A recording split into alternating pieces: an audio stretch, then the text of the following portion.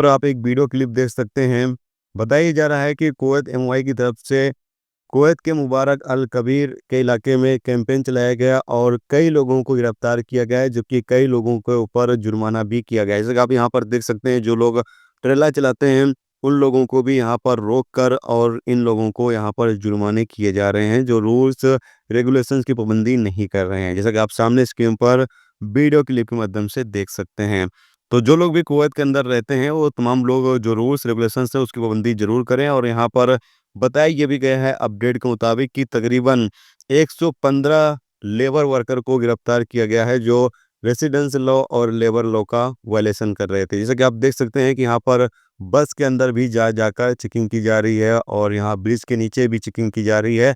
हर जगह पर चेकिंग लगाए हुए हैं और जो बंदा भी जो इलीगल तरीके से है या फिर रेसिडेंस लॉ लेबर लॉ का वायलेशन कर रहा है, उन तमाम बंदों को यहाँ पर गिरफ्तार किया जा रहा है।